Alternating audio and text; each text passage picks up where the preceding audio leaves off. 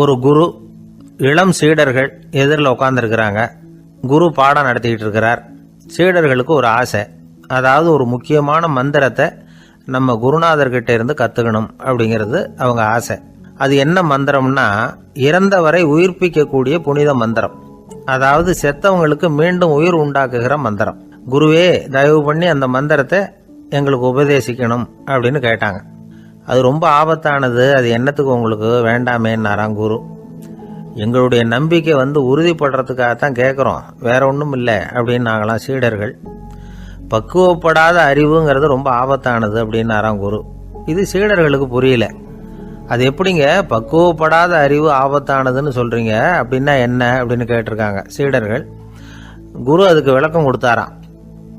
அந்த மந்திரத்தை எப்போ பயன்படுத்தணுங்கிறது முக்கியம். அதை அறியக்கூடிய ஞானம் ஏற்படுகிற வரைக்கும் அதை தெரிஞ்சுக்காம இருக்கிறது தான் நல்லது, இல்லைன்னா ஆபத்துன்னாராம். ஆனால் அந்த சீடர்கள் அதை கேட்குற மாதிரி இல்லை, ரொம்ப பிடிவாதம் பண்ண ஆரம்பிச்சுட்டாங்க. சரி வாங்க சொல்கிறேன்னார் குரு. எல்லாரும் வந்தாங்க. அந்த புனித மந்திரத்தை அவங்களுக்கு ரகசியமாக உபதேசம் பண்ணார். உபதேசம் பண்ணிவிட்டு அவங்களுக்கு எச்சரிக்கையும் கொடுத்தார்.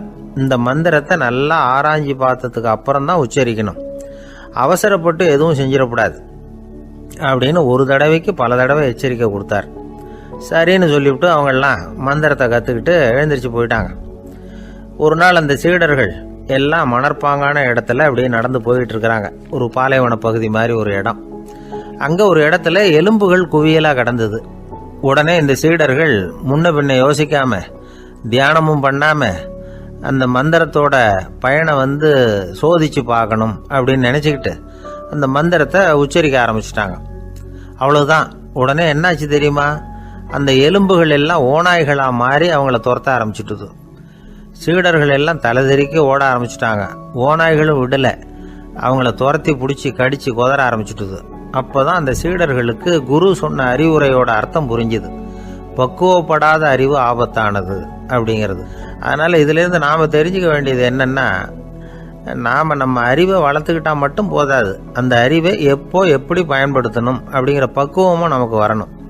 அப்போ தான் வாழ்க்கை நல்லபடியாக அமையும், இல்லைன்னா இடைஞ்சல் தான். இந்த காலத்தில் சில சின்ன பிள்ளைங்களுக்கே அறிவு ரொம்ப பக்குவப்பட்டிருக்குங்கிறத உணர முடியுது. ஒரு சின்ன பையன் பள்ளிக்கூடத்தில் மார்க் லிஸ்ட் கொடுத்தாங்க, வாங்கிக்கிட்டு அவசரமாக வீட்டுக்கு ஓடினான். எதிரில் வந்த ஒருத்தர் கேட்டார், என்ன அவசரம், ஏன் இப்படி வேகமாக ஓடுறேன்னார். எங்கள் அம்மா கிட்ட அடி வாங்கணும், அதுக்காக தான் ஓடுறேன்னா. அடி வாங்கிறதுக்கா இவ்வளவு அவசரம்னார் அவர். அப்படி இல்லைங்க, நான் போகிறதுக்குள்ளே எங்கள் அப்பா வீட்டுக்கு வந்துட்டாருன்னா அவர்கிட்ட அடி வாங்க வேண்டியிருக்கும், அதை அவாய்ட் பண்ணுறதுக்காக இப்படி ஓடுறேன் அப்படின்னு நானும் அந்த பையன். இந்த உலகத்தில் எல்லாருக்கும் மகிழ்ச்சி தரக்கூடிய ஒரு பொருள் எது? இது ஒரு முக்கியமான கேள்வி. இந்த கேள்விக்கு பொருத்தமான ஒரு பதிலை உங்களால் சொல்ல முடியுமா? அதாவது கொஞ்சம் யோசித்து பார்த்தா பணம்னு சொல்லலாமா? இப்போ கையில் காசு இல்லாதவங்ககிட்ட ஒரு 10 ரூபாயை கொடுத்தா அது அவனுக்கு சந்தோஷத்தை கொடுக்கும். ஏற்கனவே வருமான வரி பிரச்சனையில் சிக்கி இருக்கிறவர்கிட்ட இன்னும் கொஞ்சம் பணம் இருந்தாங்கன்னு சொல்லி கொடுத்தோம்னா அது அவருக்கு சங்கடத்தை தான் கொடுக்கும். அதனால் அந்த கேள்விக்கு பணங்கிறது பொருத்தமான பதிலாக இருக்க முடியாது. கேள்வி என்னன்னா, இந்த உலகத்தில் எல்லாருக்கும் மகிழ்ச்சி தரக்கூடிய ஒரு பொருள் எது? சரி, இனிப்புன்னு சொல்லலாமா? ஏன்னா எல்லாருக்கும் இனிக்க தானே செய்யும். அதுலேயும் ஒரு சிக்கல் இருக்குது. சர்க்கரை வியாதிகாரங்களுக்கு அது என்ன சந்தோஷத்தையாக கொடுக்கும்? ஆக எல்லாருக்கும் வேறுபாடு எதுவும் இல்லாமல் மகிழ்ச்சியை கொடுக்கக்கூடியது வேற ஏதோ ஒன்று இருக்குது. அது என்னன்னு கண்டுபிடிக்கணும். அதுதான் இன்றைக்கி தகவல். இப்போ அதை கண்டுபிடிக்கணும்னா இந்த கதையை கேட்கணும். அது என்ன கதைன்னா, ஒரு ஊரில் ஒரு ராஜா இருந்தார். அவருக்கும் இதே சந்தேகம் வந்துட்டுது. அதாவது எல்லாருக்கும் இன்பம் தரக்கூடிய பொருள் எது அப்படின்னு. இதுக்கு பதில் தெரிஞ்சுக்கிறதுக்கு ஆசைப்பட்டார். சரி, அதுக்கு என்ன செய்யலாம்னு யோசனை பண்ணார். நாட்டு மக்களுக்கு பகிரங்கமாக ஒரு அறிவிப்பு கொடுத்தார். நம்ம நாட்டு மக்கள் இன்பம் தரக்கூடிய பொருள் எதுன்னு நினைக்கிறாங்களோ அதை கொண்டுகிட்டு அரண்மனையில் உள்ள கண்காட்சி மண்டபத்தில் வைக்கலாம். அப்படி அவங்க வைக்கிற பொருள்களில் எது எல்லாருக்கும் இன்பம் தரக்கூடியதாக இருக்குமோ அதை வச்சவருக்கு 1000 பொற்காசுகள் பரிசு அப்படின்னு அறிவிப்பு கொடுத்துட்டார். ஜனங்கள் இந்த அறிவிப்பை கேட்டாங்க. அதுக்கப்புறம் சும்மா இருப்பாங்களா? 1000 பொற்காசுன்னா சும்மாவா? அவங்க கையில் என்னென்ன கிடைச்சதோ அதையெல்லாம் கொண்டாந்து அரண்மனை காட்சி மண்டபத்தில் வச்சுட்டாங்க. அதுக்கப்புறமா ராஜா அங்கே வந்தார். ஒவ்வொன்றா பார்த்துக்கிட்டே வந்தார். முதல்ல ஒரு குயில் இருந்தது, இனிமையாக பாடக்கூடிய குயில். இந்த குயிலோட இன்னிசை எல்லாருக்கும் இன்பம் தரக்கூடியது தான். இருந்தாலும் காது கேட்காதவங்களுக்கு இந்த இசை எப்படி இன்பம் தர முடியும்?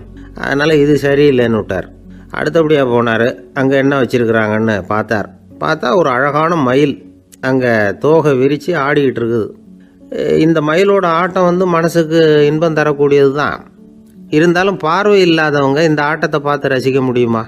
முடியாது. அதனால் இதுவும் சரியில்லை அப்படின்னு சொல்லிவிட்டார்.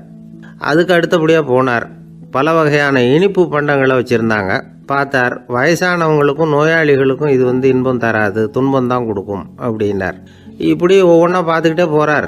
அழகான மலர்கள், கனிகள், ஓவியங்கள் எதுவுமே பொருத்தமாக தெரியல. சகல பேருக்கும் இன்பம் தரக்கூடிய வகையில் எதுவும் இல்லை. கடைசியாக வந்தார். அங்கே ஒரு களிமண் பொம்மை இருந்தது. அது என்ன பொம்மை தெரியுமா?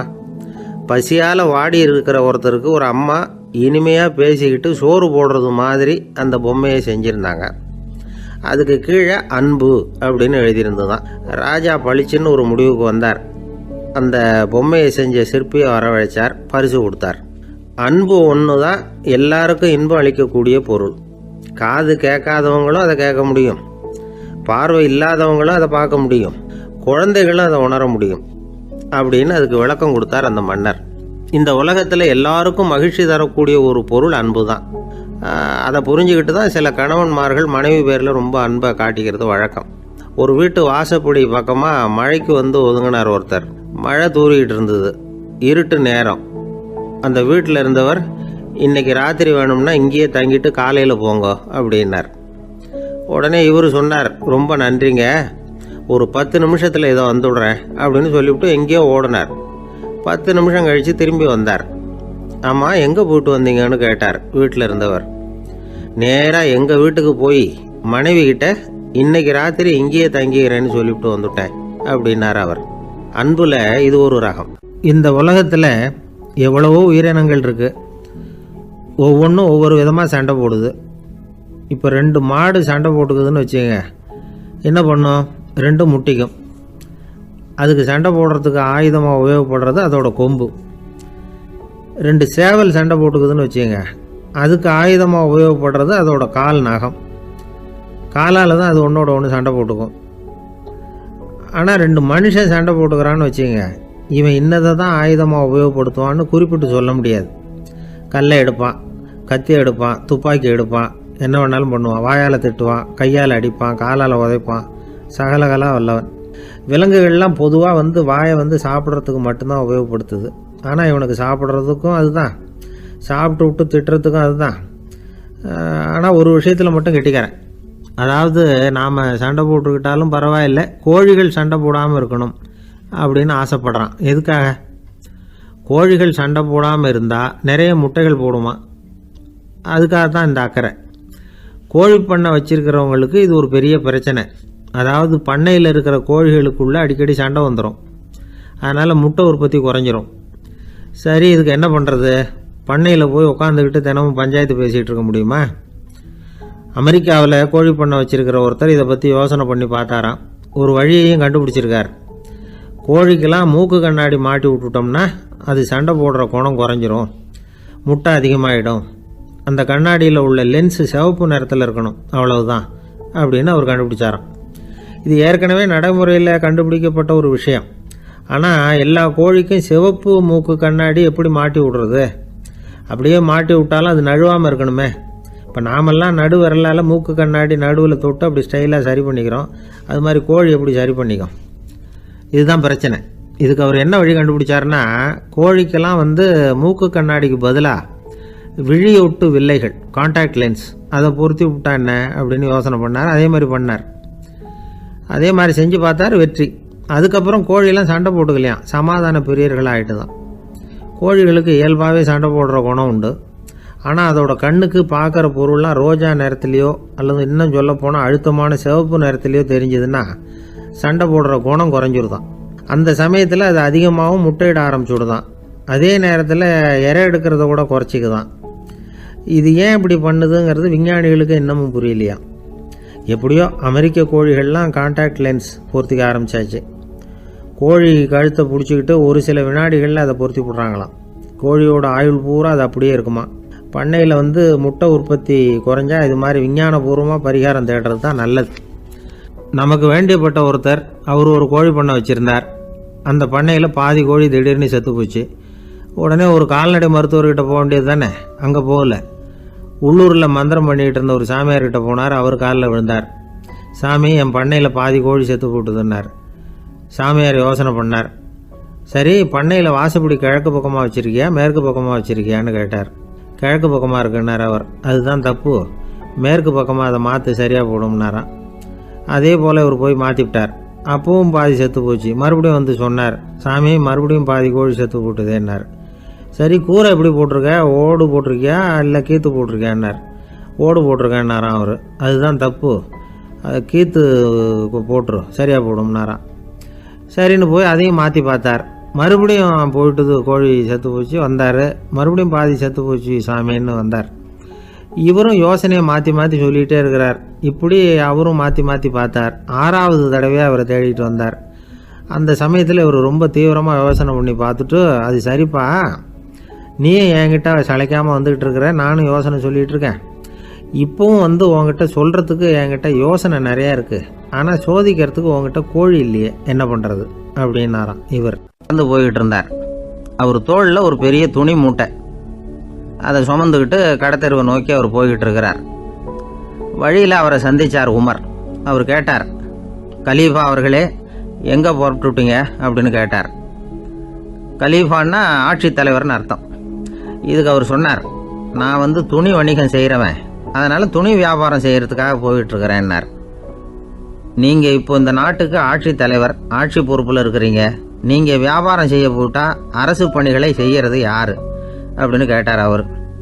நான் அரசு பணிகளை மட்டுமே செஞ்சுக்கிட்டு இருந்தா என் குடும்பத்தை காப்பாற்றுறது யார் அப்படின்னு கேட்டார் அவர். இப்படி கேட்டவர் யார் தெரியுமா? அவர் தான் அபூபக்கர், இறை தூதர் முகமது அவர்களுக்கு பிறகு கலீஃபாவாக தேர்ந்தெடுக்கப்பட்டவர். அப்போலாம் ஆட்சி தலைவர்களுக்கு சம்பளம்னு எதுவும் கிடையாது.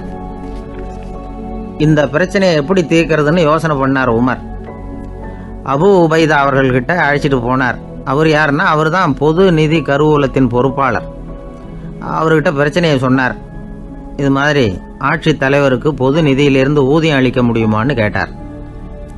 பொது நிதி விதிகளின்படி அதுக்கு சாத்தியம் இல்லைன்னு சொல்லிவிட்டார் அவர். சரி, வேற ஏதாவது வழி இருக்குதான்னு கேட்டார் உமர்.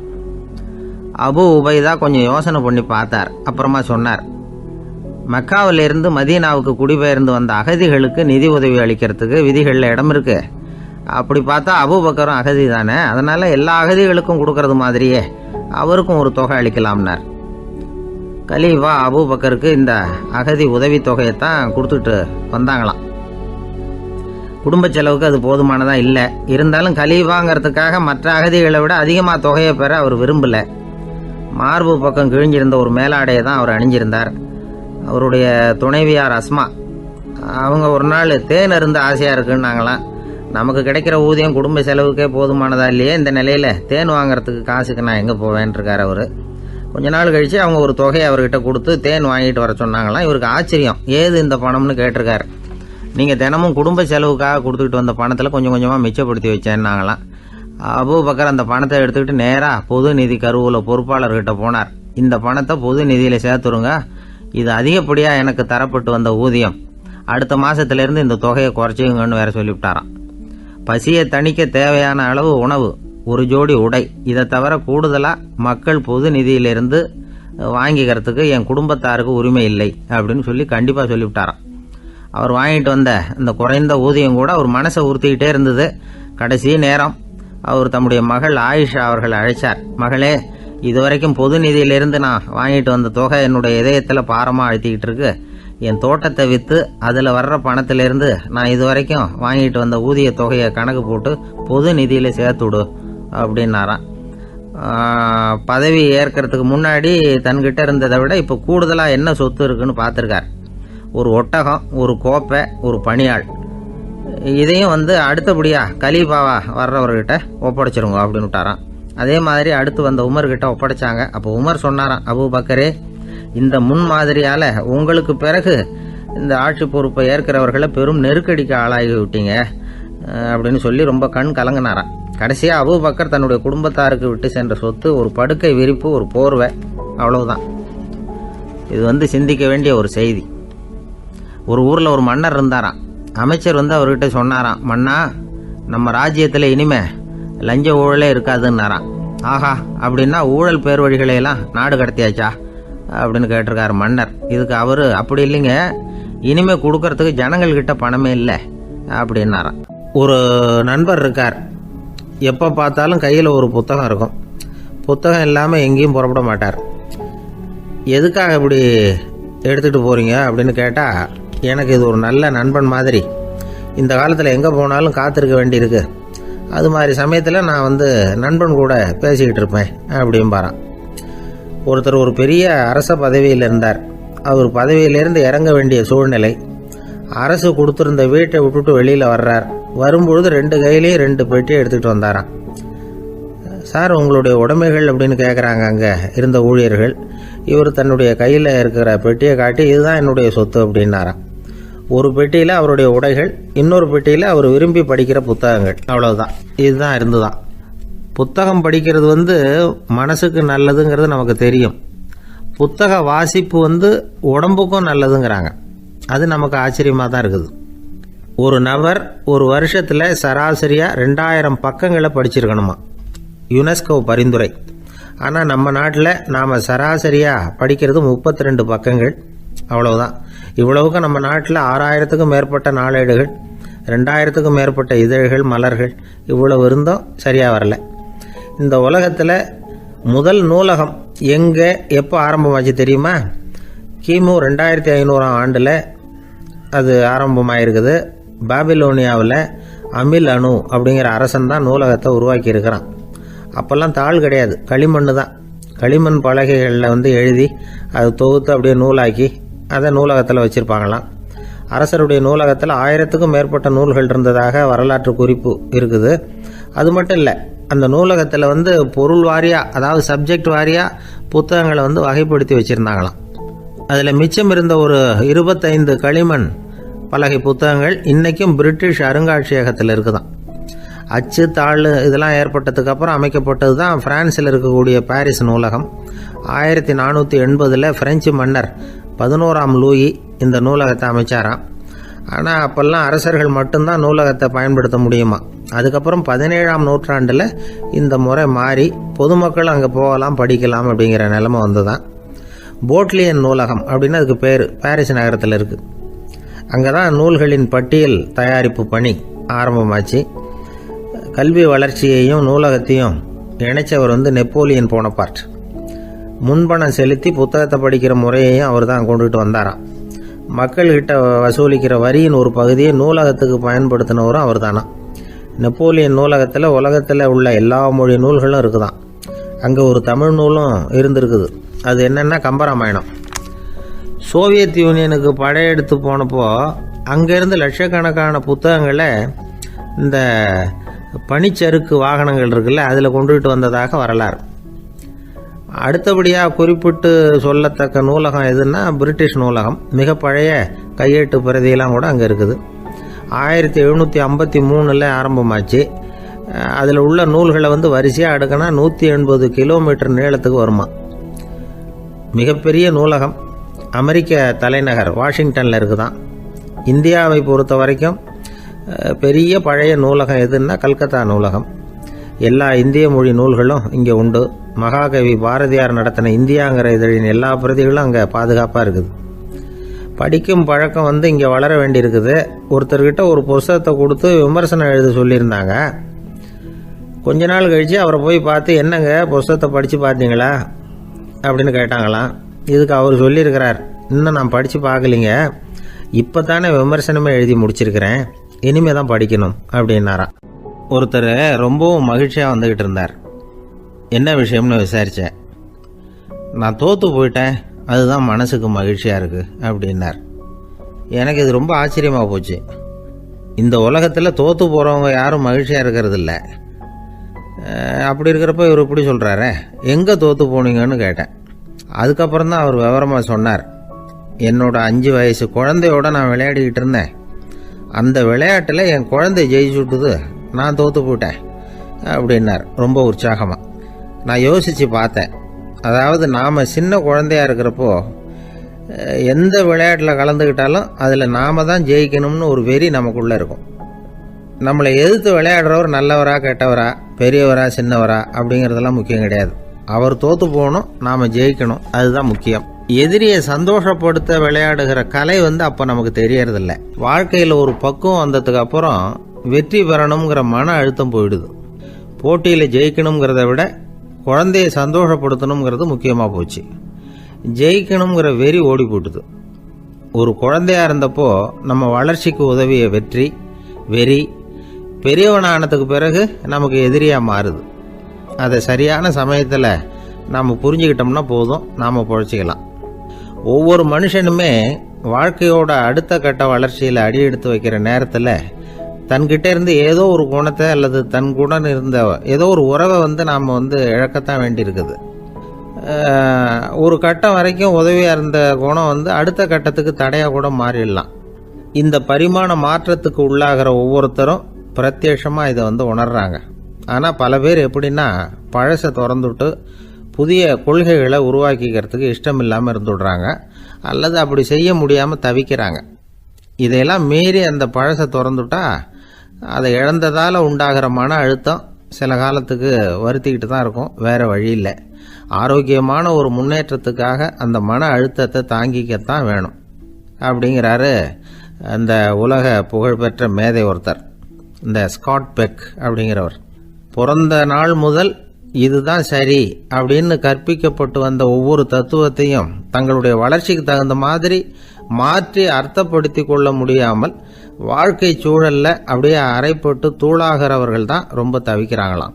இதுதான் அவருடைய கருத்து. பெரும்பாலும் மனிதர்களுடைய நடுத்தர வயசில், அதாவது 30 தாண்டுகிற சமயத்தில் தான் இந்த தவிப்பு உண்டாகுதான். இதை தான் மேற்கத்திய நாடுகளில் அடிக்கடி மிட் லைஃப் கிரைசிஸ் அப்படின்னு சொல்கிறாங்க. அப்பப்போ பழசையெல்லாம் தொலைச்சி விட்டு புதுசாக பிறக்கிறதுக்கு கற்றுக்கணும்.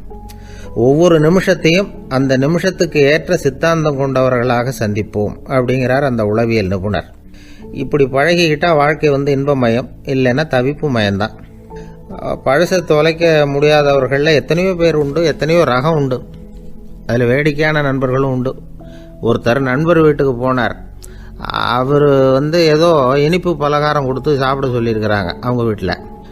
இவர் சாப்பிட்டு பார்த்துட்டு சொன்னாராம், சார் 6 மாதத்துக்கு முன்னாடி ஒரு தடவை இங்கே வந்தேன், அப்போது ஒரு இனிப்பு பலகாரம் கொடுத்தீங்க, அது இதை விட நல்லா இருந்தது சார் அப்படின்னாராம். அப்போ செஞ்ச அதே இனிப்பு பலகாரம் தான் சார் இதுவும் அப்படின்னாராம் அவர். ஐயா, என்னுடைய நூல் வெளியீட்டு விழாவுக்கு அவசியம் நீங்கள் வரணும் அப்படின்னு கூப்பிட்டார் ஒருத்தர். எப்போ வரணும்னு கேட்டேன். அடுத்த வாரம்னார். சரி, புத்தகம் தயாராகிட்டுதா அப்படின்னேன். நாளைக்கு தான் அச்சிக்க கொடுக்க போகிறேன்னார். என்னங்க இது, புத்தகம் அச்சிடுறதுக்கு முன்னாடியே அழைப்பிதழை அச்சடிச்சுப்பிட்டீங்களே அப்படின்னு கேட்டேன். அதனால் என்னங்க, அந்த காலம் மாதிரி அப்போல்லாம் அச்சுக்கலை எவ்வளவோ முன்னேறியாச்சுங்க. Linotype, monotype, phototype, laser, இப்படி என்னென்னமோ வந்தாச்சு. இன்னைக்கு கொடுத்தா நாளைக்கே புத்தகம் தயார் அப்படின்னார். இப்படி இந்த அளவுக்கு முன்னேறி இருக்கிற இந்த அச்சுக்கலை ஆரம்பத்தில் எப்படி இருந்தது தெரியுமா? அந்த காலத்தில் காகிதம்னா என்னன்னே தெரியாது. அப்படி ஒன்று கண்டுபிடிக்கப்படவே இல்லை. அப்போல்லாம் எதையாவது ஒன்று எழுதணும்னா அதுக்கு ஆட்டு தோலை தான் பயன்படுத்தி இருக்கிறாங்க. கண்ணுக்குட்டி தோல் கூட அதுக்கு உபயோகப்பட்டு தான். ஐரோப்பாவில் இருந்த பாதிரியார்கள் தோலில் எழுதப்பட்ட புத்தகத்தை தயாரிக்கிறதுல ரொம்ப கெட்டிக்காரங்களாம். எகிப்து, அப்புறம் மத்திய தரைக்கடல் ஓரத்தில் உள்ள நாடுகள், இங்கெல்லாம் தோல் தான் எழுது பொருளாக பயன்பட்டு வந்திருக்குது. ஆனால் நம்ம நாட்டில் ஓலைச்சுவடிகளை எழுத்துக்கு பயன்படுத்தி இருக்கிறாங்க. எழுதுறதுக்கு தோலை பயன்படுத்தினவங்க பிறகு பேப்பரைஸ் அப்படிங்கிற கோரை புல்லை அதுக்கு பயன்படுத்தினாங்களாம். இதெல்லாம் அப்படி கொஞ்சம் கொஞ்சமாக கண்டுபிடிச்சிட்டு வந்திருக்கிறாங்க. அந்த புல்லை கச்சிதமாக நறுக்க வேண்டியது, நல்லா பதப்படுத்த வேண்டியது, அதுக்கப்புறம் அதில் எழுத வேண்டியது, அவ்வளவுதான். பேப்பருங்கிற சொல்லே இந்த பேப்பைரஸ் அப்படிங்கிறதுலேருந்து வந்தது தான். அதுக்கப்புறம் தான் காகிதம் வந்தது. இதை முதல்ல சீன நாட்டில் தான் கண்டுபிடிச்சாங்க. அது வந்த பிறகு அச்சு எந்திரம் கண்டுபிடிக்க வேண்டிய அவசியம் ஏற்பட்டது.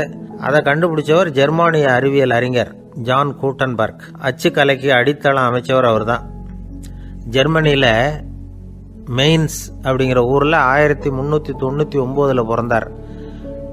அவரோட மாமன் ஒருத்தர் உலோக வேலையில் வல்லவர். அவர்கிட்ட அந்த வேலையை கற்றுக்கிட்டார். அதோட வைர கற்களை பட்டை தீட்டுறதுலையும் ரொம்ப தேர்ச்சி பெற்றிருந்தார். இளம் வயசுலேயே சும்மா இருக்க மாட்டாராம். எதை செஞ்சாலும் அதை திறமையாக செய்வாராம். அவர் தான் முதல்ல மர அச்சு எழுத்துக்களை உருவாக்கினார். அது மேலே மை தடவி பிரதிகள் எடுத்தார். அதுக்கப்புறம் உலோக எழுத்துக்கள், முதல்ல காரியம், அப்புறம் இரும்பு, அப்புறம் கலப்பு உலோகம், பிறகு அச்சடிக்கிறதுக்கு எந்திரம் ஒன்றையும் உருவாக்கினார். முதல்ல பைபிள் அச்சடித்தார். 1468 அவர் இறந்து போனார். 16ஆம் நூற்றாண்டில் மேலை நாடுகளிலிருந்து மர எழுத்துக்களை கொண்டுகிட்டு தமிழ்நாட்டில் கிறிஸ்துவ நூல்களை அச்சிட்டாங்க. அப்போல்லாம் அச்சகங்கள் போதிய அளவுக்கு இங்கே இல்லை. அதுக்கு என்ன காரணம்னா, இந்தியர்கள் அச்சகங்களை நடத்தக்கூடாது அப்படின்னு சட்டம். 1835 வரைக்கும் அந்த சட்டம் நடைமுறையில் இருந்தது. இந்த நிலைமையில் அங்கேயும் இங்கேயுமா 1-2 அச்சகங்கள் ஆரம்பமாச்சு. 1713 தரங்கம்பாடியில் லூத்தரன் மிஷன் அச்சகம், அதே ஆண்டில் சென்னையில் எஸ்பிசிகே அச்சகம். இது ரெண்டும் தான் இந்தியாவில் முதல்ல தொடங்கப்பட்ட அச்சகங்கள். ஆட்டுத்தோல்லையும் ஓலைச்சுவடியிலையும் எழுதப்பட்ட எழுத்துக்கள் இன்னைக்கு எங்கேயோ போயிட்டுது. ஆனால் நம்ம ஊரில் எழுத்தாளர்கள் நிலைமை தான் ஒன்றும் சொல்லிக்கிறது மாதிரி இல்லை. நம்ம ஆள் ஒருத்தர் சொன்னார், சார், நான் சொந்தத்தில் ஒரு அச்சாபீஸ் வச்சுருந்தேன், இப்போவும் வச்சுருக்கிறேன். அதனால் என்னுடைய படைப்புகளை புத்தகமாக வெளியிடுறதில் எனக்கு ஒன்றும் கஷ்டம் இல்லை. வருஷத்துக்கு ஒரு புத்தகம் எழுதி வெளியிட்டுருவேன். 15 வருஷமாக இலக்கிய உலகத்துக்கு இப்படி சேவை செஞ்சுக்கிட்டு வர்றேன். ஆனால் இந்த வருஷம்தான் வாசகர்கள் எனக்கு பாராட்டு விழா நடத்தி இருக்கிறாங்க அப்படின்னார்.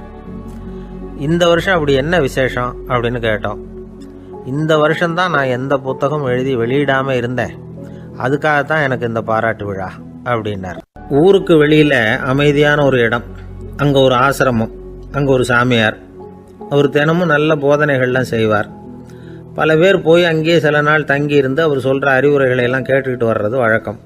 ஒரு தடவை அவரை பார்த்துட்டு போகிறதுக்காக 3 வெளியூர் தம்பதிகள் வந்தாங்களாம். அந்த மடத்திலேயே சாப்பிட்டுக்கிட்டு தங்கி இருந்து அவங்களுடைய போதனைகளை கேட்டுக்கிட்டு போகணுங்கிறது அவங்க நோக்கம். காலையில் குளிச்சுட்டு பூஜையில் உட்காந்தார் அந்த சுவாமி. இவங்களும் குளிச்சுட்டு அந்த பூஜையை பார்க்கறதுக்காக அவர் முன்னாடி உட்காந்தாங்க. பூஜை ஆரம்பமாச்சு. சம்பிரதாயப்படி அது ரொம்ப நேரம் நடந்துக்கிட்டே இருக்குது. இவங்களுக்கு நல்ல பசி இருந்தாலும் இந்த நேரத்தில் அதை எப்படி வெளியில் காட்டிக்கிறது? பேசாமல் இருந்தாங்க. அந்த சுவாமி பூஜையை முடித்தார். அதுக்கப்புறம் பேச ஆரம்பித்தார். பேச்சு அருமையாக தான் இருந்தது, அமிர்தமாக தான் இருந்தது. இருந்தாலும் இவங்களுக்கு இருக்கிற வயிற்று பசி அது சரியாக கவனிக்க விடலை. அந்த சுவாமியே இதை கவனிச்சதா தெரியல. இவங்களுக்கு மனசுக்குள்ள ஒரு எண்ணம், உள்ளே சாப்பாடு தயாராகிட்டு இருக்கும் போல இருக்கு, இந்த பேச்சு முடிஞ்சது நம்மளை உள்ளே அழைச்சிட்டு போய் சாப்பாடு போடுவாங்கன்னு நினைக்கிறோம் அப்படின்னு இவங்களாம் நினச்சிக்கிட்டாங்க. ஆனால் சுவாமி இதை பற்றி எதுவுமே பேசலை, கண்டுக்கலை. ஒரு அம்மாவால் அதுக்கு மேலே சும்மா இருக்க முடியுமா? முடியல. சாப்பாட்டை கவனிக்கலாமா அப்படின்னு சொல்லி மெதுவாக ஆரம்பித்தாங்க. ஓ, கவனிக்கலாமே அப்படின்னு உள்ளே அழைச்சிட்டு போனார் சுவாமி. இவங்க ரொம்ப அவசரமாக எழுந்திருச்சு உள்ளே ஓடினாங்க.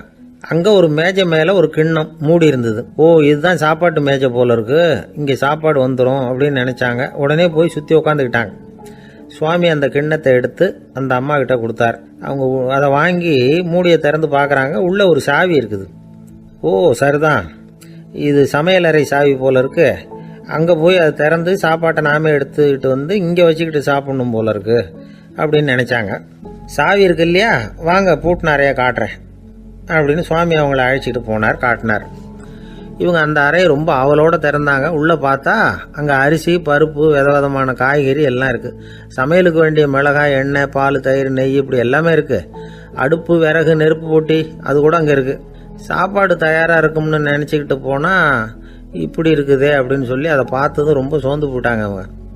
சுவாமி, என்ன இது சாப்பாடு இல்லையா அப்படின்னாங்க. அதுதான் சாப்பாட்டுக்கு வேண்டிய எல்லாம் இங்கே இருக்குதே, அடுப்பு மூட்டி நீங்கள் தான் அவங்கவுங்க ருசிக்கு தகுந்த மாதிரி சமைச்சிக்கணும். இந்த சன்னியாசிக்கு எப்படி சமைக்க தெரியும் அப்படின்னு கேட்டார் சுவாமி. சாப்பாடு தயாராக இருக்கும்னு நாங்கள் எதிர்பார்த்தோம் அப்படின்னாங்க. நீங்கள் இப்படி சொல்லுவீங்கன்னு நானும் எதிர்பார்த்தேன். இது வரைக்கும் நான் எவ்வளவோ தத்துவம்லாம் எடுத்து சொன்னேன். எல்லாத்தையும் விட இதுதான் அனுபவபூர்வமான தத்துவம். ஆண்டவன் நமக்கு நல்ல மனசை கொடுத்துருக்குறான், நல்ல வாய்ப்புகளையும் தந்திருக்கிறான், அதையெல்லாம் பயன்படுத்திக்கக்கூடிய மூளையையும் சிந்தனையையும் கொடுத்துருக்குறான். அதனால் அடுப்பை தான் நீங்கள் மூட்டணும், அடுப்பை நீங்கள் தான் மூட்டணும், உங்களுக்கு உகந்ததை நீங்கள் தான் சமைச்சு ருசித்து அனுபவிக்கணும். ஆண்டவனே அதை செஞ்சிகிட்டு இருக்க மாட்டான் அப்படின்னாராம் அந்த சுவாமி. நம்முடைய வாழ்க்கையில் பல நல்ல பலன்களை பெறறதுக்கு நாம் தான் முயற்சி பண்ணணும். அதுக்குரிய சூழ்நிலையை தான் ஆண்டவன் கொடுப்பானே தவிர அதை விளக்கறதுக்காக தான் அந்த சுவாமி அப்படி செஞ்சு காட்டியிருக்கிறார். இது ஒரு பெரியவர் இப்படி ஒரு விளக்கம் கொடுத்தார். அதுக்கப்புறம் அந்த 3 தம்பதிகளும் தெளிவடைஞ்சுட்டாங்களாம். நாம் தெளிவடைகிறது எப்போங்கிறது தான் தெரியல அப்படின்னு பல பேர் இதை கேட்டுட்டு சொல்லிகிட்டு இருக்கிறாங்க. இந்த கதையை நம்முடைய நண்பர் ஒருத்தர்கிட்ட சொன்னேன். அந்த நண்பர் ரொம்ப சந்தோஷப்பட்டார். நீங்கள் சொல்கிறது கரெக்டு சார், ஆனால் நான் அதை விட ஒரு படி மேலே சார். எனக்கெல்லாம் அரிசி பருப்பு இருக்கிற ரூம் எதுன்னு கையை காட்டிட்டா போதும், உடனே கிண்ணத்துலேருந்து சாவியை எடுத்து கொடுக்கணுங்கிற அவசியம்லாம் இல்லை எனக்கு. அப்புறம் எப்படி ரூமை திறந்துருவீங்க அப்படின்னு கேட்டேன். பூட்டை உடைச்சி திறந்துருவேன், அதுதான் எனக்கு பழக்கம் அப்படிங்கிறார். ஒரு காலத்தில் பிரஷ்யா அப்படின்னு ஒரு தேசம் இருந்தது. இப்போ ஜெர்மனி இருக்குல்ல, இதோட பெரும்பகுதி ஒரு காலத்தில் பிரஷ்யாங்கிற பேரில் இருந்தது. அப்போ அதுக்கு அரசராக இருந்தவர் மகா ஃப்ரெடரிக், அதாவது ஃப்ரெடரிக் தி கிரேட் அப்படின்னு சொல்லுவாங்க. அந்த ராஜாவுக்கு ஒரு சந்தேகம். நாம் பல வகையான வரிகளை விதித்து வசூல் பண்ணுறோம், அப்படி பண்ணி வருமானம் குறைஞ்சிக்கிட்டே போகுதே, இதுக்கு என்ன காரணமாக இருக்கும்? இதுதான் அவருக்கு ஏற்பட்ட சந்தேகம். ஒரு சமயம் அந்த அரசர் தம்முடைய அமைச்சர்களையும் பிரபுக்களையும் தளபதிகளையும் கூப்பிட்டு ஒரு விருந்து வச்சார். விருந்து முடிஞ்சதும் அவங்கள பார்த்து இந்த சந்தேகத்தை கேட்டார். வரிகள் அதிகமாக விதித்து வருமானம் குறையறதுக்கு என்ன காரணம் அப்படின்னு கேட்டார். பல பேருக்கு இதுக்கு சரியாக பதில் சொல்ல தெரியல. அனுபவசாலியான ஒரு தளபதி எழுந்திருச்சார். அரசே, அது எப்படிங்கிறத இப்போ உங்களுக்கு காட்டுறேன்னார். உடனே ஒரு பெரிய பனிக்கட்டி ஒன்றை தன்னுடைய கையில் எடுத்தார். அதை அப்படியும் எப்படியும் திருப்பி பார்த்தார். அப்புறம் அடுத்தவர்கிட்ட கொடுத்தார். அவர் அதை அப்படியும் எப்படியும் திருப்பி பார்த்துட்டு அடுத்தபடியாக இருந்தவர்கிட்ட கொடுத்தார். இப்படியே இதை ஒவ்வொருத்தராக பார்த்துட்டு ஒவ்வொரு கையாக மாறி கடைசியில் மன்னர் கைக்கு போய் சேர்ந்தது. மன்னர் கைக்கு அந்த பனிக்கட்டி போய் சேர்ந்தப்போ அது கொஞ்சம் கொஞ்சமாக உருகி ஒரு பட்டாணி கடலை சைஸுக்கு ஆயிட்டுது. மன்னர் யோசனை பண்ணார், வரி அதிகமாக போட்டாலும் வந்து சேர்றது குறைவாக இருக்கிறதுக்கு என்ன காரணம் அப்படிங்கிறது அவருக்கு புரிஞ்சு போச்சு. காலம்தான் மாறிட்டு இருக்கே தவிர இந்த கையூட்டு வாங்குற பழக்கம் மாறினதாக தெரியல. இன்னொரு ராஜா இருந்தார். அவர் தன்னுடைய ராஜாங்கத்தில் லஞ்ச ஊழலே சுத்தமாக இருக்கக்கூடாது அப்படின்னு நினச்சார். அவர்கிட்ட பல்வேறு துறைகளுக்கும் பொறுப்பாக இருந்த பல பேரும் ரொம்ப சுத்தமாகவும் நேர்மையாகவும் இருந்தாங்க. ஒரே ஒருத்தர் மட்டும் எல்லார்கிட்டையும் லஞ்சம் வாங்கிட்டே இருந்தார். அவரை வேறு வேறு துறைகளுக்கு மாற்றி பார்த்தாரு. அந்த ராஜா என்னென்னமோ பண்ணி பார்க்குறாரு. எந்த வேலையை கொடுத்தாலும் அதுலேயும் லஞ்சம் வாங்கிறதுக்கு ஒரு வழியை உண்டு பண்ணிக்குவார் அந்த ஆள். ராஜாவுக்கு இது ஒரு பெரிய தலைவலியாக போட்டுது. இவர் என்ன பண்ணுறது, இவருக்கு என்ன வேலையை கொடுக்கறது, கொஞ்சம் கூட லஞ்சம் வாங்கிறதுக்கு சான்ஸே இல்லாத ஒரு வேலையை கொடுக்கணும் அப்படின்னு திட்டம் போட்டார். ஒரு நாள் அவருக்கு அந்த உத்தரவும் போட்டுட்டார். அதாவது அவருக்கு என்ன வேலைன்னா, கடற்கரையில் தான் அவருக்கு ஆஃபீஸ். அங்கேயே இருந்துக்க வேண்டியது. தினமும் எத்தனை கடல் அலை கரையில் வந்து மோதுது அப்படிங்கிறத கணக்கெடுத்து ராஜாவுக்கு தெரிவிக்க வேண்டியது. இதுதான் அவருக்கு வேலை. பேசாமல் அலையை எண்ணிட்டு உட்காந்துருக்கிட்டோம், அப்போவாவது அவர் லஞ்சம் வாங்குகிற சந்தர்ப்பம் இல்லாமல் போயிடும் அவருக்கு அப்படின்னு நினச்சார் ராஜா. இந்த ஆள் கடற்கரைக்கு போய் டியூட்டியில் ஜாயின் பண்ணிட்டார். ஒரே மாதத்தில் அங்கே சொந்தமாக ஒரு பிரம்மாண்டமான மாளிகை கட்டி விட்டார். ராஜாவுக்கு இது பெரிய ஆச்சரியமாக போச்சு. அலையை என்ற வேலையில் அந்த ஆள் எப்படி பணம் சம்பாதிச்சார் அப்படின்னு விசாரித்து பார்த்தார் அக்கம் பக்கத்தில். அந்த ஆள் என்ன பண்ணியிருக்கிறாருன்னா, கடற்கரையில் போய் பொறுப்பை ஏற்றுக்கிட்ட உடனே அங்கே இருந்த மீனவர்கள்கிட்ட எல்லாம் இந்த கரையில் வந்து ஒரு நாளில் வந்து மோதுற அலைகள் எத்தனை அப்படின்னு கேட்டிருக்காரு. அது எப்படிங்க தெரியும்னு இருக்காங்க அவங்க. தினமும் அந்த எண்ணிக்கை தெரியணும். நம்ம ராஜாவுக்கு தினமும் அறிக்கை அனுப்பணும், டெய்லி ரிப்போர்ட்டு. தவறுனா நீங்கள் இந்த கடலில் போய் மீன் பிடிக்கிறதுக்கு ராஜாவோட அனுமதி கிடைக்காது அப்படின்ட்டுருக்காரு. உடனே மீனவர்களும் பயந்து போட்டாங்க. கடலுக்கு போகிறதுக்கு அனுமதி இல்லைன்னா பட்டினி கிடக்கிறது மாதிரி ஆகிடுமே. மெதுவாக அந்த ஆளுகிட்ட போனாங்க. காதோட காதாக சொன்னாங்க, ஐயா, எங்களால் வந்து கடல் அலையை வந்து எண்ண முடியாது. தினமும் எங்களால் முடிஞ்சதை உங்களுக்கு பணமாக கொடுத்துட்றோம். நீங்கள் தான் ராஜா கிட்ட சிபாரிசு பண்ணி நாங்கள் தொடர்ந்து மீன் பிடிக்கிறதுக்கு அனுமதி வாங்கி கொடுக்கணும் அப்படின்னு வேண்டிக்கிட்டாங்க. பணம் தினமும் வந்து சேர ஆரம்பிச்சுட்டுது. பதவியில் மற்ற பதவியோட இந்த பதவி எவ்வளவோ மேல் அப்படின்னு நினச்சிட்டான் அந்த ஆள். அது மட்டும் இல்லை, தயவு பண்ணி என்னை இந்த இடத்த விட்டு மாற்றி விடாதீங்க சார் அப்படின்னு வேற கேட்க ஆரம்பிச்சிட்டானா. கிபி 1078 வருஷம் மார்ச் மாதம் 19ஆம் தேதி திங்கட்கிழமை அதிகாலை நேரம் ஒரு குழந்தை பிறந்தது. எங்க தெரியுமா? காஸ்பியன் கடலுக்கு தெற்கே பாரசீக மொழி வழங்கிய தபரிஸ்தான் மாநிலத்துல ஜீலான்கிற புனித நகர், அதோட புறநகர் பகுதியில் உள்ள நீப்புங்கிற ஊர்ல தான் அந்த குழந்தை பிறந்தது. அந்த இடம் இப்போ ரஷ்யாவில் இருக்கு. அந்த குழந்தை யாருன்னு நினைக்கிறீங்க? அதுதான் முஹித்தீன் பெருமான். ஆன்மீக சாதனைகள் புரிந்த மகான். முஹைத்தீன் ஆண்டகை தன்னுடைய 18வது வயசுல உயர்கல்விக்காக ஜீலான் நகரத்தை விட்டு பகுதாத் நகரத்துக்கு புறப்பட்டு போறார். இளம் பிராயம் தானே, அதனால துணைக்கு ஒரு வர்த்தக கூட்டத்தோட சேர்ந்து போயிட்டு இருக்கிறார். ரொம்ப தூரம் போகணும். ஒவ்வொரு இடமா தங்கி தங்கி போயிட்டு இருக்கிறாங்க. ஒரு இடத்துல ஒரு கொள்ளை கூட்டம் பயங்கரமான ஆயுதங்களோட அவங்கள வழிமறிச்சுட்டுது. அந்த வர்த்தக கூட்டம் வச்சிருந்த பொருள்களை எல்லாம் அவங்க பறிச்சு விடுறாங்க. இவங்களும் பயந்துகிட்டு இருந்தது எல்லாத்தையும் அவங்க கிட்ட கொடுத்துடுறாங்க. முஹைத்தீன் ஆண்டகை மட்டும் இதையெல்லாம் பார்த்துக்கிட்டு தனியா ஒதுங்கி நிக்கிறார். ஒரு 18 வயசு பையன் மட்டும் இப்படி தனியா அநாத சிறுவன் மாதிரி நின்றுட்டு இருக்கிறத அந்த கொள்ளை கூட்டத்தில் இருந்த ஒருத்தன் பாக்குறான். கிட்ட நெருங்கி வர்றான். அலட்சியமாவும் கிண்டலாவும் உங்ககிட்ட ஏதாவது இருக்குதா அப்படின்னு கேக்குறான். இவங்கிட்ட என்ன இருக்க போகுது அப்படிங்கிற நம்பிக்கையில அவன் அப்படி கேக்குறான். உடனே இவரு இருக்குதே, என்கிட்ட 40 தீனார் இருக்கு அப்படிங்கிறார். இப்படி சொல்லியும் அந்த கொள்ளைக்காரனுக்கு நம்பிக்கை வரல. என்னிடம் விளையாடாத, பொய் சொல்லாத, உண்மையை சொல்லு அப்படிங்கிறான் அவன். உண்மையைத்தான் சொல்றேன், என்கிட்ட 40 தீனார் இருக்கு அப்படிங்கிறார் இவர். எங்க வச்சிருக்கிற அப்படின்னு கேக்குறான். சட்டையின் விழாப்புறத்துல உள்ள பகுதியில அதை வச்சு தச்சிருக்கிறாங்க அப்படின்னு உண்மையை சொல்றார். உடனே கொள்ளை கூட்ட தலைவன் அதை கத்தியால கீறிப்பார் அப்படின்னு உத்தரவு போடுறான். அந்த சட்டையை கிழிக்கிறாங்க. உள்ள இருந்து 40 பொற்காசுகளும் பொல பொலன்னு கீழே கொட்டுச்சு. அதை பார்த்த உடனே அந்த கொள்ளை கூட்ட தலைவன் மலைச்சு போய் நின்னுட்டான். காசை பார்த்துட்டு அவன் மலைச்சு போகல, பொய் பேசாத அந்த பையனோட நேர்மையை பார்த்துட்டு அவன் அப்படி நின்னான். மெதுவா அந்த பையன் கிட்ட வந்தான். ஏன்பா, நீ என்ன பணக்கார குடும்பமா அப்படின்னு கேட்டான். அப்படிலாம் இல்ல, எனக்கு அப்பா இல்ல, அம்மா மட்டும்தான் உண்டு. எங்க அப்பா எனக்குன்னு விட்டு போன சொத்தே இந்த 40 தீனார் தான் அப்படின்னாரு இவர். அப்படி இருந்துமா உண்மை பேசணும்னு ஆசைப்பட்டேன். என்கிட்ட ஒண்ணும் இல்லைன்னு ஒரு வார்த்தை சொன்ன உன்னை விட்டுருப்போமே அப்படின்னா அவன். அப்படி இல்லைங்க, நான் இறைவன் திருநாமத்தை அறியக்கூடிய கல்வி ஞானத்துக்காக இப்ப போயிட்டு இருக்கிறேன். இறைவன் திருநாமத்தை உச்சரிக்க வேண்டிய நாவால பொய் பேசக்கூடாதுன்னு எங்க அம்மா சொல்லியிருக்கிறாங்க. அதனால நான் எப்பவுமே பொய் சொல்ல மாட்டேன் அப்படின்னு என்னுடைய தாய்க்கு வாக்கு கொடுத்திருக்கிறேன் அப்படின்னார் அவர். முஹைத்தீன் பெருமான் வார்த்தைகளை கேட்ட அந்த கொள்ளையர்கள் மனம் திருந்தி நல்லவங்களா ஆயிடுறாங்க.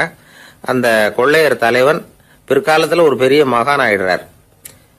பெரியவர்கள் வாழ்க்கையில நடக்கிற இது மாதிரி சம்பவங்கள் தான் நாம நல்ல விதமா வாழறதுக்கு துணையா இருக்கும். அந்த காலத்துல கொள்ளையர்களே பெரியவங்க செயலை பார்த்து மனம் திருந்தி இருக்கிறாங்க. இந்த காலத்துல யார் இப்படி இருக்கிறா? இந்த காலத்துல மகான் ஒருத்தரை பார்த்தேன், எனக்கு வேண்டியப்பட்ட மகான். ஏங்க, நீங்களும் மகான் ஆகிறதுக்கு முன்னாடி கொள்ளை அடிச்சுட்டு இருந்தீங்களா அப்படின்னு கேட்டேன். அவர் மெதுவா கண்ணை திறந்து என்ன நிமிந்து பார்த்தார். அப்படி இல்லப்பா, நான் கொள்ளை அடிக்கிறதுக்காகத்தான் மகானாவே ஆகி இருக்கிறேன் அப்படின்னு சொல்லிவிட்டு மறுபடியும் கண்ணை மூடிட்டார். 21ஆம் வருஷம் செப்டம்பர் மாசம் 22ஆம் தேதி மதுரை மேலமாசி வீதியில உள்ள ஒரு வீடு. அங்க அன்னைக்கு நடந்த ஒரு அற்புத நிகழ்ச்சி பின்னாடி உலக மக்களை எல்லாம் ஆச்சரியப்பட வச்சுது. இந்திய வரலாற்றிலேயே அது ஒரு முக்கியமான நிகழ்ச்சி. உலக மக்கள் கவனமெல்லாம் காந்திஜியின் பக்கம் திரும்புறதுக்கு காரணமா இருந்த நிகழ்ச்சி அது. கதர் துணி பிரச்சாரத்துக்காக காந்திஜி மதுரைக்கு வந்திருந்தார்.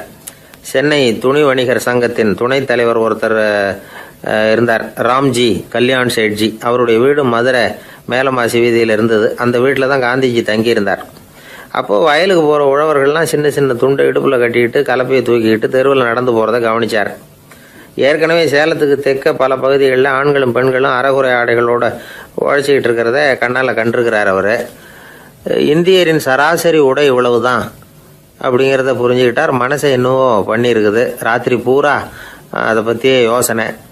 22/9/21 வியாழக்கிழமை காலையில் காந்திஜி எழுந்திருக்கிறார்.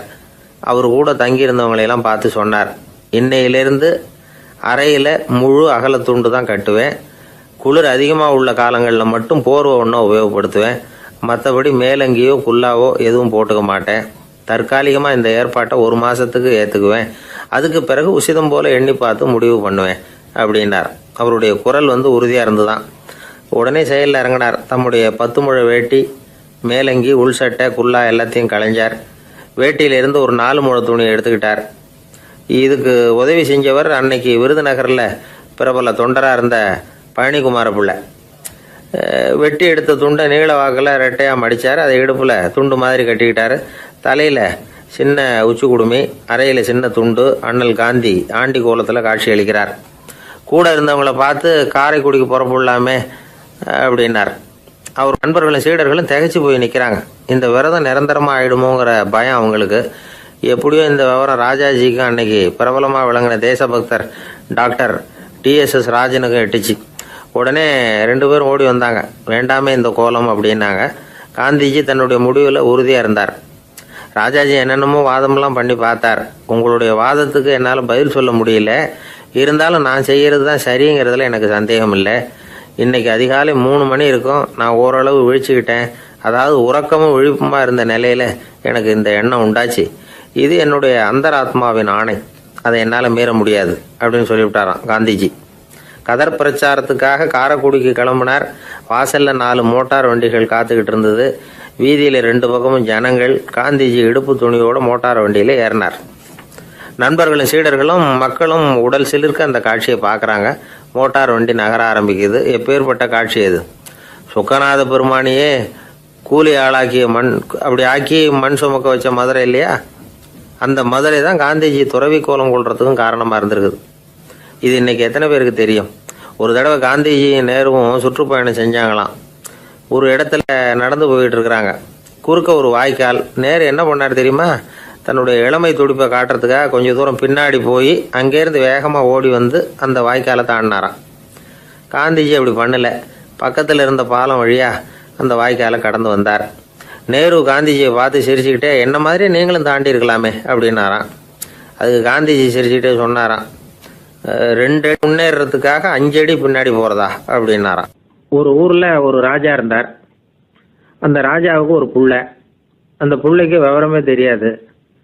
அவன் ஒரு முட்டாளுங்கிறது எல்லாருக்கும் தெரியும். ஆனாலும் அவன் தான் அடுத்தபடியாக ஆட்சிக்கு வர வேண்டியவன். ஆட்சி பொறுப்பை ஏற்க வேண்டிய ஒருத்தன் இப்படி இருந்தால் என்ன பண்ணுறது அப்படிங்கிறது எல்லாருக்கும் உள்ள கவலை. மன்னர் அமைச்சர்களை கூட்டினார். ஆலோசனை கேட்டார், என்ன பண்ணலாம்னு. இவனை இன்னொரு நாட்டு பல்கலைக்கழகத்துக்கு அனுப்பி பார்க்கலாம். அங்கே போய் படிச்சுட்டு வரட்டும். நிறைய படிச்சுட்டு நல்ல ஞானத்தோடு திரும்பி வரட்டும். அதுக்கப்புறம் பார்த்துக்கலாம் அப்படிங்கிறது அவங்க சொன்ன ஆலோசனை. மன்னருக்கும் அது சரின்னு தோணுச்சு. மகனை வெளி தேசத்துக்கு அனுப்பி வச்சார். இவனும் போனான். ஒரு பல்கலைக்கழகத்தில் சேர்ந்தான். நிறைய படித்தான். அதுக்கப்புறம் தந்தைக்கு ஒரு கடிதம் எழுதினான். தந்தையே, நான் நிறைய படிச்சுட்டேன், இனிமேல் நாடு திரும்பலாம்னு நினைக்கிறேன் அப்படின்னு எழுதினான். மன்னருக்கு ரொம்ப மகிழ்ச்சி. அதாவது புள்ள படிச்சுட்டான் அப்படிங்கிற ஆனந்தம். உடனே பையன் திரும்பி வர்றதுக்கு ஏற்பாடு பண்ணார். இளவரசன் நாடு திரும்பினான். அதை கொண்டாடுறதுக்காக அரண்மனையில் ஒரு பெரிய விருந்துக்கு ஏற்பாடு பண்ணியிருந்தாங்க. முக்கியமானவங்கள்லாம் அதில் கலந்துக்கிட்டாங்க. அந்த விருந்துக்கு முனிவர் ஒருத்தரும் வந்திருந்தார். அவர் இளவரசன் கிட்ட போய் உட்காந்து விசாரிக்கிறார். என்னப்பா, எப்படி படிச்சிருக்கிற அப்படின்னு கேட்டார். நிறைய படிச்சுட்டு வந்திருக்கிறேங்க அப்படின்னா அவன். என்னெல்லாம் படித்த அப்படின்னாரான். எல்லாத்தையும் விவரமாக சொல்லியிருக்கிறான். அவன் அப்படி சொல்லிட்டு இருக்கும் பொழுதே முனிவர் என்ன பண்ணார், தன்னுடைய மோதிரத்தை கழட்டி உள்ளங்கையில் வச்சு அப்படியே மூடிக்கிட்டாரான். அப்படியே கையை நீட்டி அவன் முன்னாடி காட்டினார். இந்த பாருப்பா, என் கைக்குள்ள என்ன இருக்கு சொல்லு பார்க்கலாம் அப்படின்னாரான். இளவரசன் ஒரு கணம் யோசிச்சான். அதுக்கப்புறம் உங்க கைக்குள்ள இருக்கிறது வட்டமான ஒரு பொருள், நடுவில் ஒரு துளை இருக்கும் அப்படின்னு.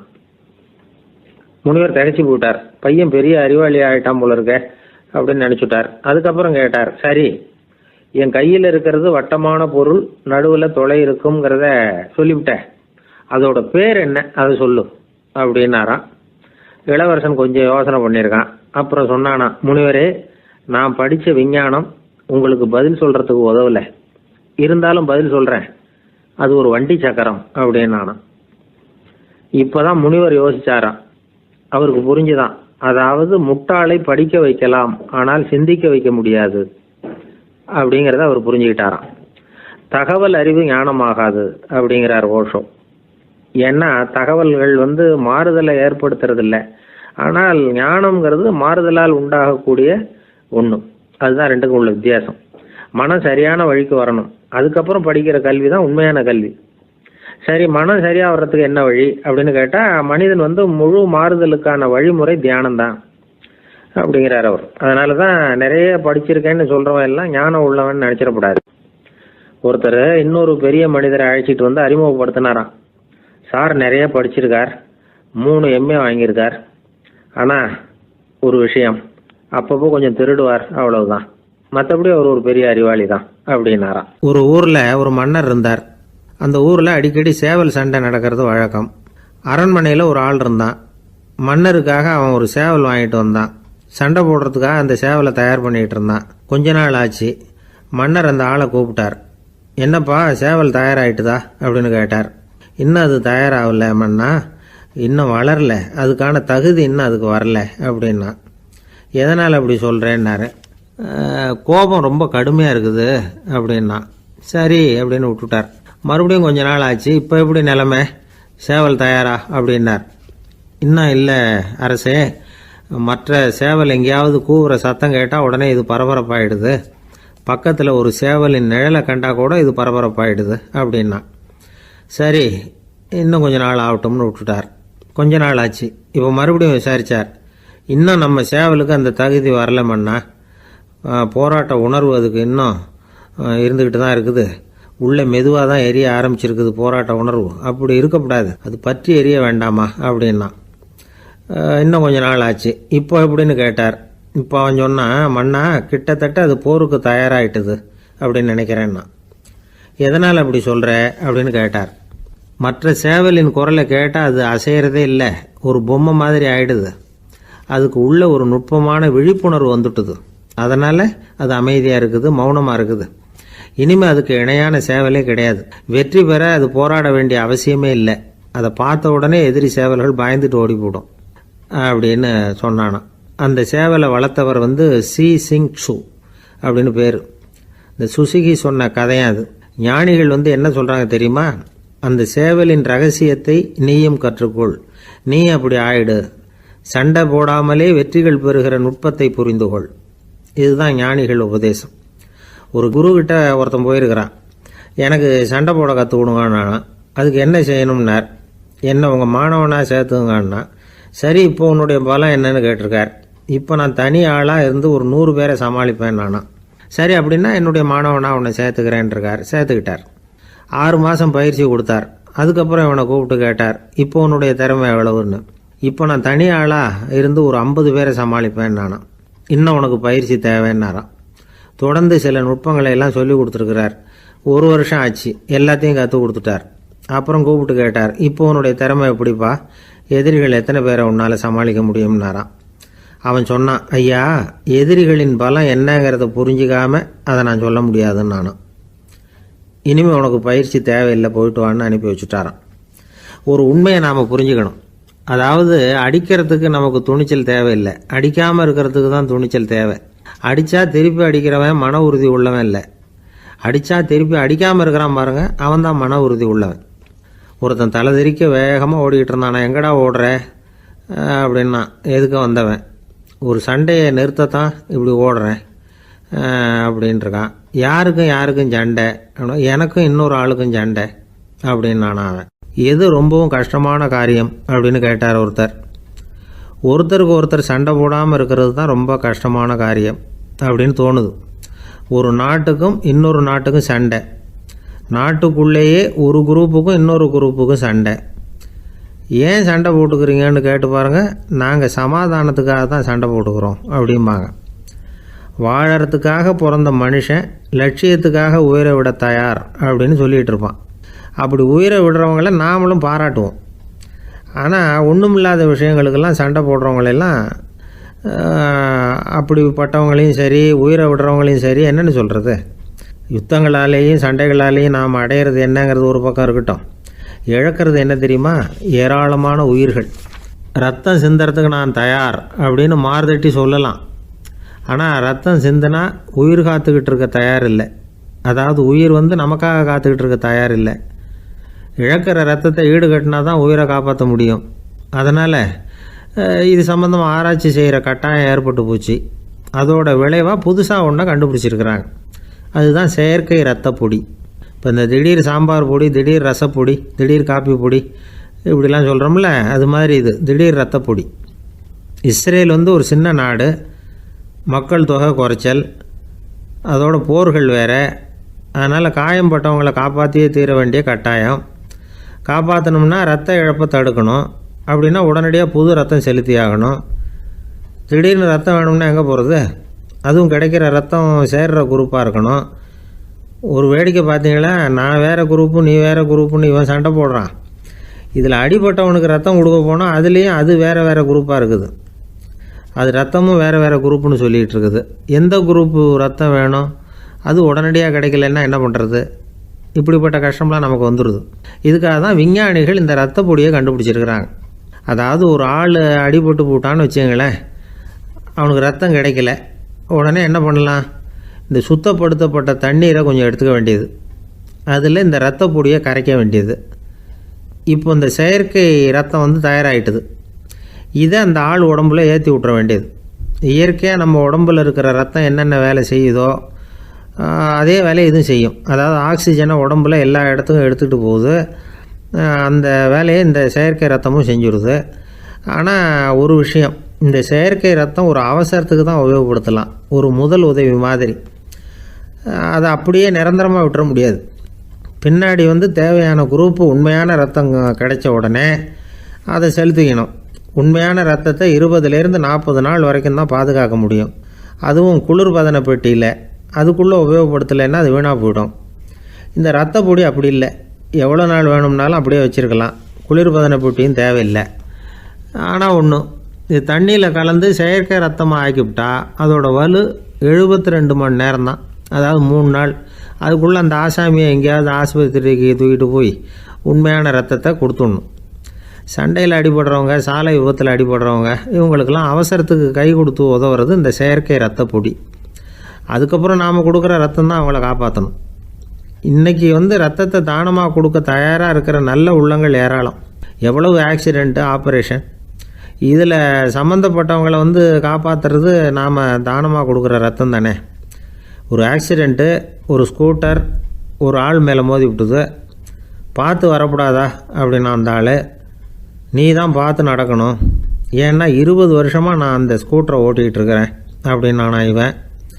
இதுக்கு அவன் சொன்னானா, நீ தான் பார்த்து ஓட்டணும், ஏன்னா 40 வருஷமாக நான் இப்படி நடந்துக்கிட்டு இருக்கிறேன் அப்படின்னானா. ஒருத்தர் அவசரமாக போய்கிட்டு இருந்தார். எங்கே போய்கிட்டு இருக்கீங்க அப்படின்னு கேட்டார் ஒரு பெரியவர். கடைக்கு போகிறேன் சார், சாமான் வாங்கிறதுக்கு அப்படின்னார். அங்கே போகிறதுக்கு முன்னாடி தெரிஞ்சிக்க வேண்டியதெல்லாம் தெரிஞ்சுக்கிட்டீங்களா அப்படின்னு கேட்டார் பெரியவர். கடைக்கு போய் காசை கொடுத்து ஒரு பொருளை வாங்கிட்டு வரப்போகிறோம், இதில் தெரிஞ்சிக்க வேண்டியது என்ன இருக்குது அப்படின்னார் அலட்சியமாக.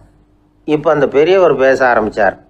இந்த உலகத்தில் எந்த ஒரு செயலில் இறங்குறப்போவும் நாம் நல்லா ஆலோசனை பண்ண வேண்டிய விஷயம் 5 அப்படின்னார். உதாரணமாக, ஒருத்தன் கடைக்கு போய் ஏதோ ஒரு பொருளை வாங்கிட்டு வர போகிறான்னு வச்சுக்கோங்களேன். அப்போ கூட அவன் வந்து 5 விஷயங்களை பற்றி தெரிஞ்சுக்க வேண்டியிருக்குது அப்படிங்கிறார் அவர். முதல்ல அந்த பொருள் எப்படிப்பட்டது அப்படிங்கிறத தெரிஞ்சுக்கணும். 2வதாக தன்னை பற்றியும் தெரிஞ்சுக்கணும். அப்போ தான் அந்த பொருள் தனக்கு தேவையா இல்லையா அப்படிங்கிறத புரிஞ்சுக்க முடியும். 3வதாக தெரிஞ்சுக்க வேண்டியது ஒன்று இருக்குது. அது என்னென்னா, அந்த பொருளை அடையறதுக்கு வழி என்ன அப்படிங்கிறது தெரிஞ்சுக்கணும். அதாவது எவ்வளவு பணம் கொடுத்தா அது கிடைக்கும், இது மாதிரியான விஷயங்கள். 4வதாக அந்த பொருளை அடையிறது மூலமாக நாம் அடையக்கூடிய பயன் என்ன அப்படிங்கிறதையும் உணரணும். 5வது, அந்த பொருளை அடையிறதுல இருக்கக்கூடிய தடை எது அப்படிங்கிறதையும் நாம் தெரிஞ்சுக்கணும். பெரியவர் பேசுறது ஏதோ தத்துவம் மாதிரி தெரியுது இல்லையா? தத்துவம்தான்.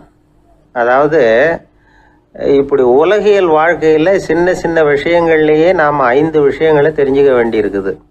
அது ரொம்ப அவசியமாக இருக்குது.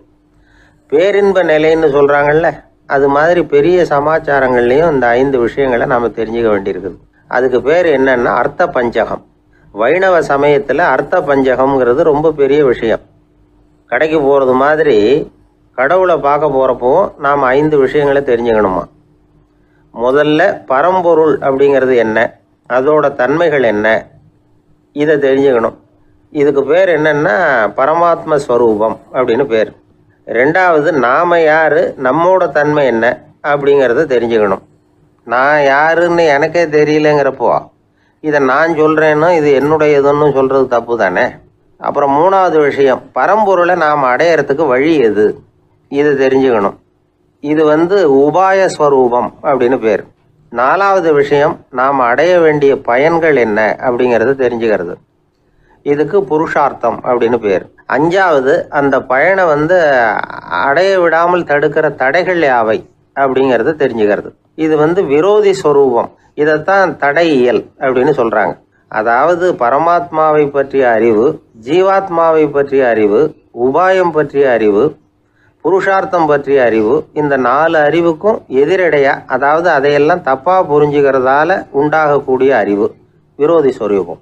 என்ன இது தகவலில் ஏதாவது கதை சொல்லுவீங்கன்னு பார்த்தா ஏதோ தத்துவம் பேசிகிட்டு இருக்கிறீங்களே அப்படின்னு நினைக்கலாம். இதுவும் தெரிஞ்சுக்க வேண்டிய ஒரு பெரிய விஷயந்தான். காதில் போட்டு வச்சா எப்போவாவது உபயோகப்படும். என்னுடைய நண்பர் ஒருத்தர் ஒரு நாள் என்கிட்ட சொன்னார், சார் அடுத்த மாதம் தஞ்சாவூரில் ஒரு கல்யாணம், போகிறதா வேண்டாமா அப்படின்னு ஒரே குழப்பமாக இருக்குது அப்படின்னார். நான் உடனே இந்த அர்த்த பஞ்சக உபதேசம் பண்ண ஆரம்பித்தேன். அவர் எல்லாத்தையும் பொறுமையாக கேட்டுவிட்டு, சரி சார் நான் போகிறதுன்னு முடிவு பண்ணிவிட்டேன்னார். எப்படி இந்த முடிவுக்கு வந்தீங்க அப்படின்னு கேட்டேன். அவர் சொன்னார், சார் அந்த 2வது பாயிண்ட் ஒன்று சொன்னீங்களே, அதை புரிஞ்சுக்கிட்டதுக்கு அப்புறம்தான் இந்த முடிவுக்கு வந்தேன் அப்படின்னார். என்ன 2வது பாயிண்ட்டுன்னு? அதாவது தன்னை பற்றி புரிஞ்சுக்கணும் அப்படின்னு சொன்னீங்க. உடனே என்னை பற்றி புரிஞ்சுக்கிட்டேன், நான் யாருங்கிறது எனக்கு தெரிஞ்சுது. உடனே போகிறது தான் நல்லதுன்னு முடிவு பண்ணி